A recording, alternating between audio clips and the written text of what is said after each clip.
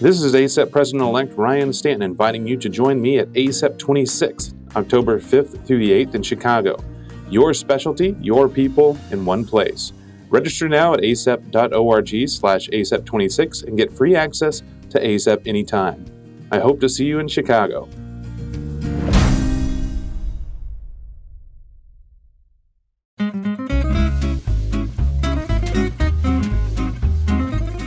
This is Rory Spiegel and Ryan Radecki, and this is the Annals of Emergency Medicine podcast.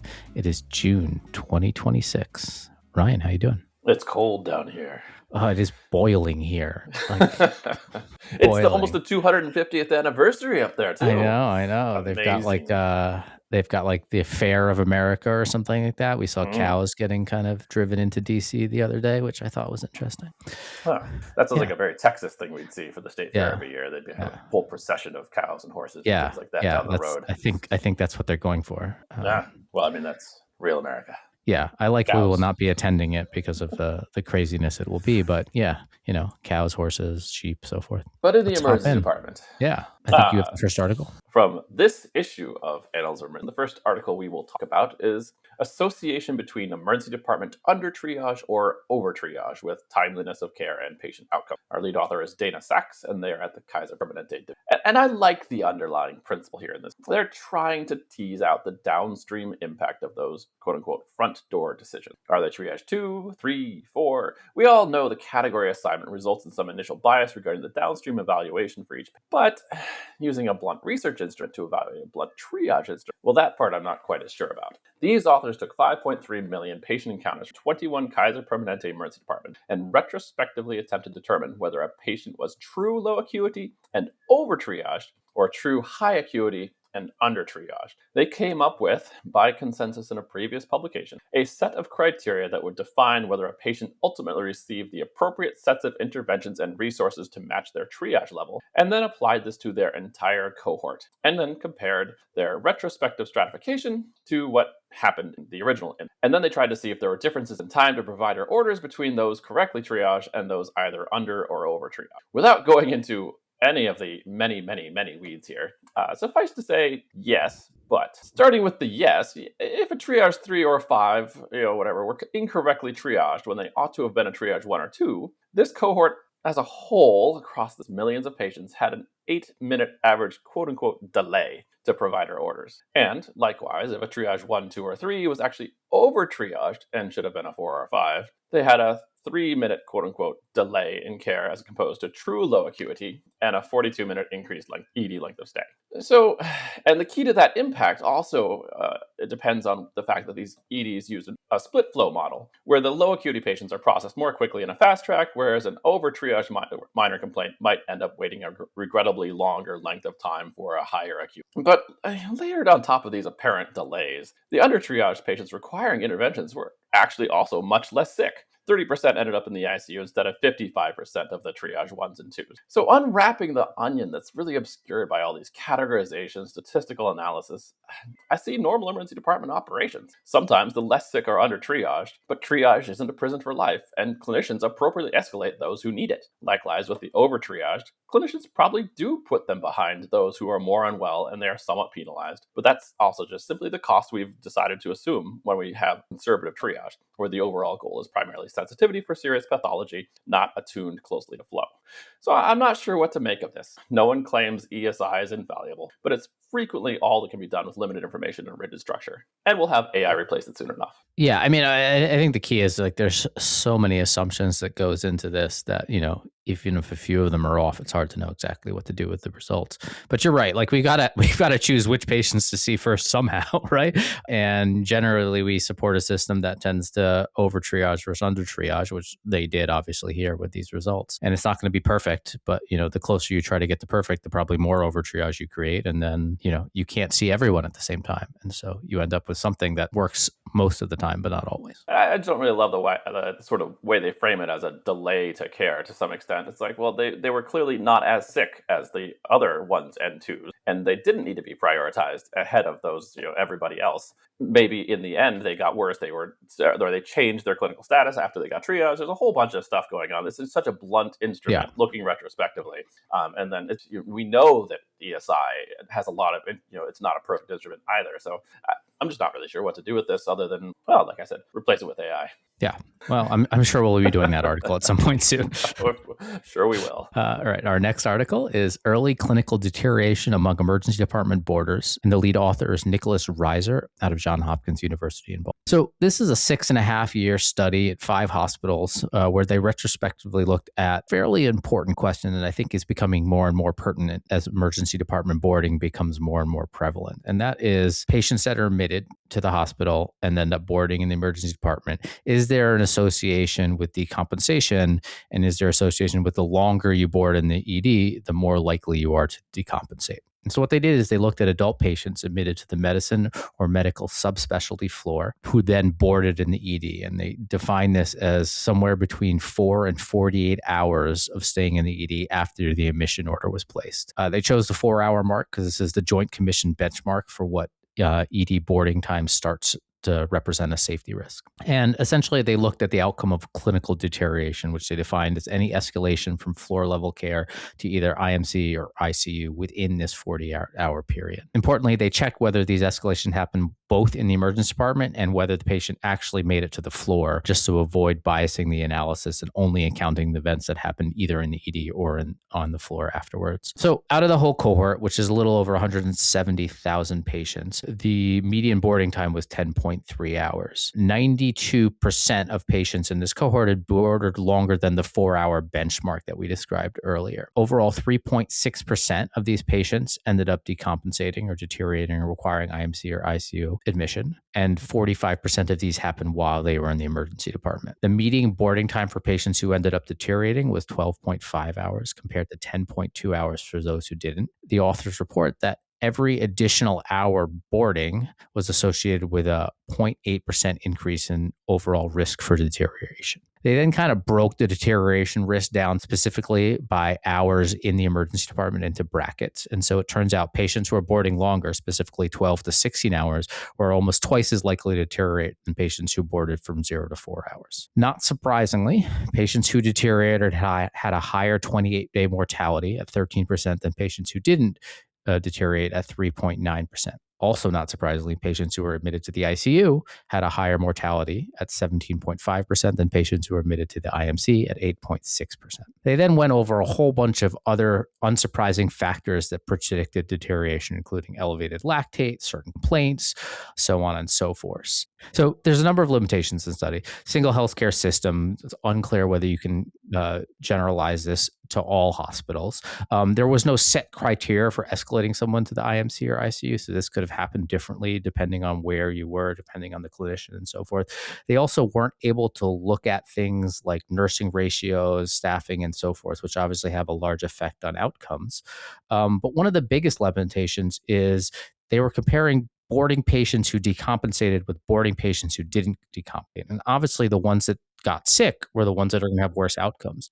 The real question is, do the patients who decompensate while boarding in the ED do worse than the patients that were admitted to the floor and then decompensated? Or does boarding in the ED increase your risk of decompensation than if you just went right up to a bed? Friedman et al. Wrote an accompanying editorial, and they made some fairly great points, basically focused on potential solutions. And they essentially note that continuing to try to figure out solutions that just push the emergency department to do more is unlikely to make a difference. Trying to reduce ED visits and ED admissions are achieving diminishing returns. Trying to create better efficiency in solving ED crowding, optimizing ED throughput, so on and so forth. We've been trying to use these solutions for years, and yet we haven't boarding. Because the real problem is boarding reflects a symptomatic problem that's greater than the ED. We're just a symptom. And so basically what it is, it's a system level problem that in literal sense, we don't have a bed that's staffed appropriately for the patient to go to. And so this is a hospital problem. It's a system problem. It's a healthcare problem. And the ED is just a symptom. Yeah, I think the key is that this is mostly analysis of who actually is at the highest risk of deteriorating if left to board in the emergency department, as opposed to an indictment of boarding specifically by comparing its outcomes from the patients who had prolonged delays in the ED to patients who were on the floor. It's got these risk factors for deterioration. It's like, yes, if you admit somebody overnight and they're short of breath and they have these laboratory abnormalities, they are going to be more likely to deteriorate if, just in general, and also just in general if they're also in the emergency department. But they don't really show whether there's an elevated risk for somebody who's boarding versus somebody who ends up on the floor. If somebody gets admitted to the floor at 1 a.m, are they better off? Do they not deteriorate? Do the shortness of breath go away? Do they get better monitoring and care? We don't have that from these data. We are kind of assuming this is the case based on the totality of evidence that patients do better even if they're in the hallway upstairs as opposed to being in the emergency department. But this is not that data. So I think that's where this really falls short. They should have. I would really like to see the 72 hour or 96 hours from admission order, and then do a dose dependent relationship between boarding hours and subsequent deterioration and escalation to ICU and downstream mortality. Yeah, and just include all patients, not just the ones who are boarding in the ED, right? Because I think that's what you miss. Because you want to see how protective normal operations is versus this disordered reality that we live in. Yeah, completely agree. But if this or any other study gets people paying attention to the boarding problem, I think it has immense value. And the next article we'll talk about from this issue is called Telemedicine Use and Outcomes Following Discharge from the Emergency Department, 2020 to 2022. Our lead author is Austin Kilaru, and they're at the University of Pennsylvania.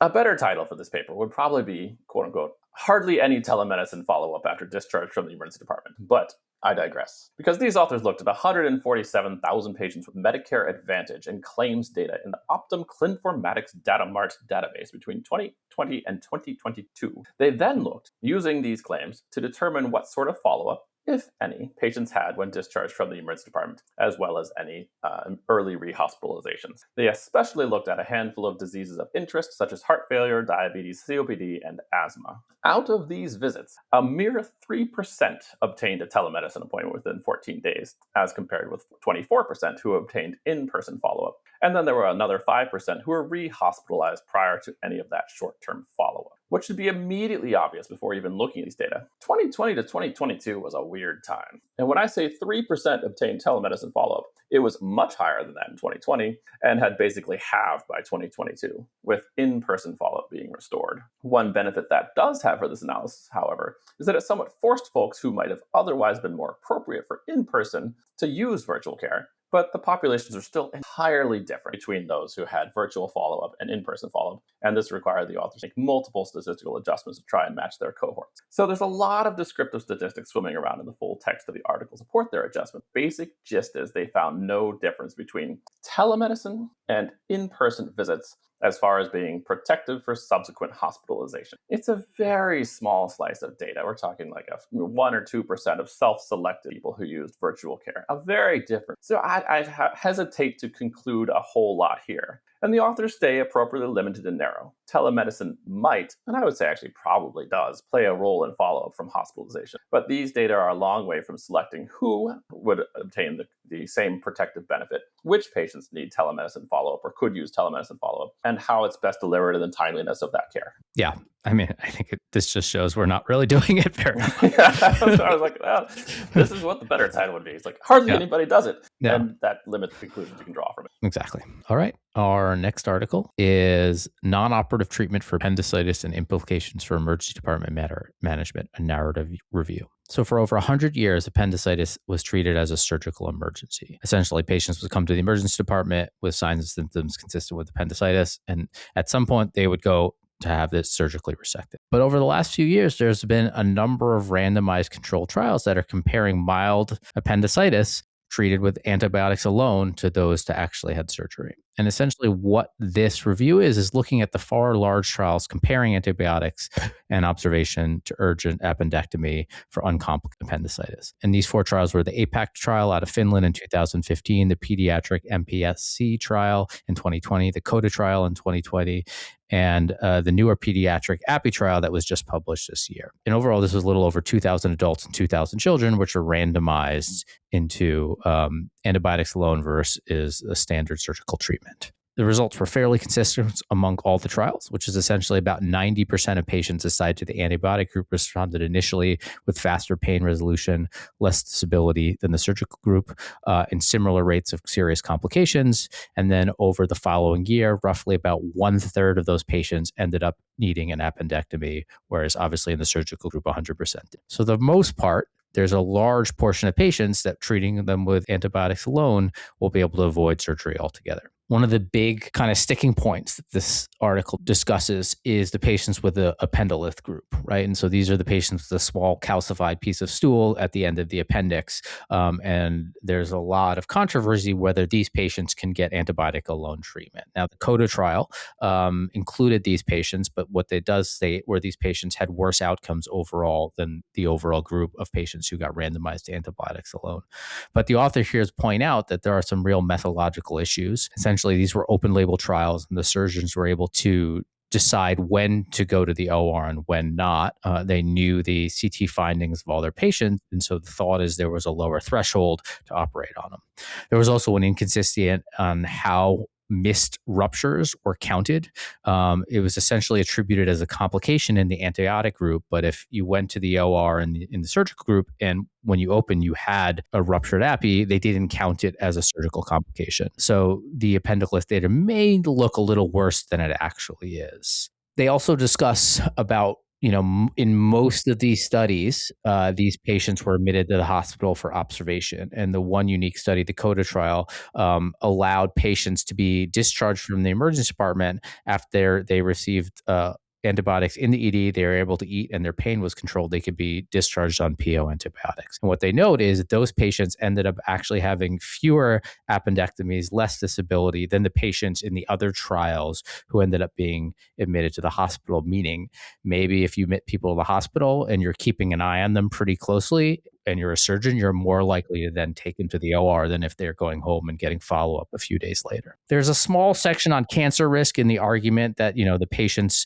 that sometimes appendiceal cancer can mimic appendicitis, and the patients that obviously go for surgical resection have a higher chance of catching that cancer. But they note that these risks are super, super low, and there is no evidence that this is a meaningful delay to diagnosis, or, you have a worse, or that the progression is much farther along by the time you actually find these patients in the non-on group. And so essentially this article closes by framing that there's an expanding role for emergency physicians managing appendicitis alone without admitting them to a surgical service. I think this is fairly strong. I think there's a reasonably good amount of data on this now. I think still, if you look at the survey rates of how many emergency physicians actually treat people with antibiotics, it's still quite low. And so I think this is less about the data and more about encouraging a practice change, however we want to do that. I think it's probably protocolized in your system, encouraging good follow-up at the surgical clinic, make that part of the protocol, so on and so forth. Yeah, I think this is more about systems of care and less about is the data good enough? I don't think you're going to have a lot of cowboy emergency physicians who are offering this unprompted to patients, but I think a lot of patients will be punching their health data and CT scan results into Claude or into OpenAI and saying, well, that also antibiotics alone is an option. And they'll be like, well, I'm really nervous about surgery. Can I have antibiotics? And then you can have a chance to have a shared decision-making conversation with patients in that respect. But otherwise, you're looking at the kinds of things that an integrated health system is going to be able to offer.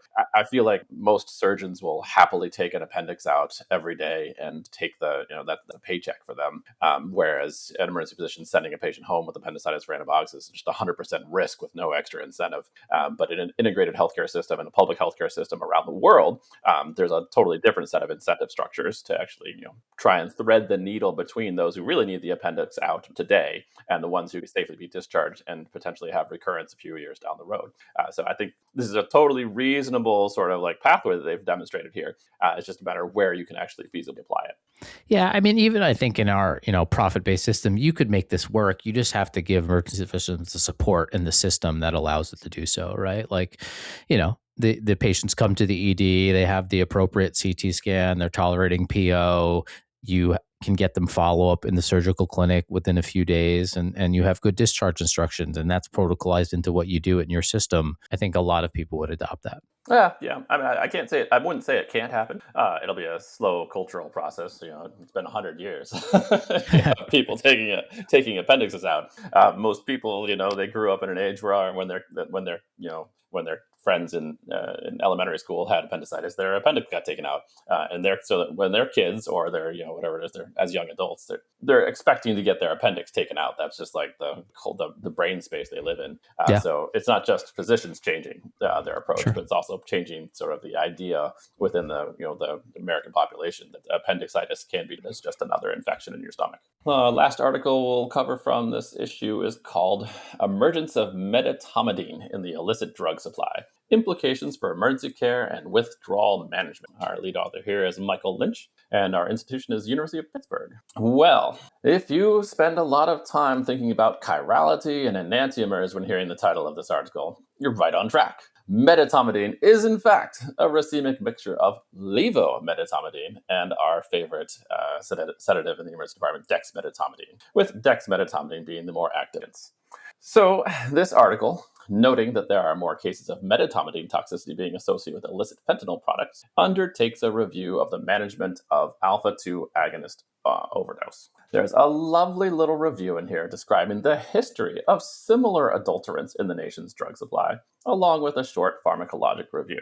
Obviously, the richest experience is to engage with the full text yourself, but there are some fun pearls, like that dexmedetomidine has roughly 10 times the affinity for alpha-2 receptors as clonidine and xylazine. And then there's quite a length devoted to the sad facts. There is no test for medetomidine, nor any specific treatment. There is a veterinary reversal agent, but the precipitated withdrawal syndrome is considered frankly more dangerous than simply waiting out the 2 to 3 hour half-life of the culprit drug. Finally, there's a section devoted to the treatment of those who have developed alpha-2 dependence from repeated exposure, and how to manage that withdrawal syndrome of downregulated alpha-2 receptor activity. As you might expect, general supportive care, but also adding back in those longer-acting oral alpha-2 agonists such as clonidine, guanfacine, and theoretically tizanidine. Unfortunately, like most toxicology work, the pathways described by these authors are simply to be medical opinion based on synthesis of the related evidence, and little direct high-quality evidence actually exists. These are reasonable guides, but the sands remain shifting beneath our feet. Yeah, I think that's fair. I think, like, from clinical experience of this, the toxidrome isn't the real problem, right? Like, you give them the Narcan, they start breathing, but they don't wake up. And that's not really that big a problem, or that's really not that unique from other kind of mixed toxidromes we see. The real problem here is the withdrawal, right? The patients who come in and they've got this pretty aggressive, pretty impressive withdrawal that is non-responsive to the other agents that we give, because we're not treating an opiate or an alcohol or a benzo withdrawal. So GABA agents and mu agents don't tend to work. And this is where, if you're not paying attention or not aware of these patients can get into a little trouble. I found the best treatment is just giving them dexmedetomidine, and it works quite fantastically to reverse it. And then, you back down slowly with adding other oral agents like clonidine and so forth, or patches, and slowly titrate off your dex. And maybe you find these people, you get to manage these people entirely in the emergency department, or these end up in your ICU? No, usually they end up in the ICU, right? Yeah, and I imagine, at least the spectrum I've seen them, these are very impressive, but that's probably because I've missed a lot of the milder ones, right? But the ones we see are very, very impressive. And they have a pretty refractory withdrawal pattern until you put them on dexmedetomidine, and then they do just fine. And obviously the dexmedetomidine mandates that they have to come to the ICU. And usually over the course of 24 hours or so, adding other additional agents, you kind of back your dexmedetomidine off. But I think that's like the real pattern to know from this adulterant, is the withdrawal pattern can be quite impressive. As always, with any questions, comments, or concerns, we can be reached at annalsaudio@acep.org. Otherwise, this was Rory Spiegel and Ryan Radecki, and this was the Annals of Emergency Medicine podcast.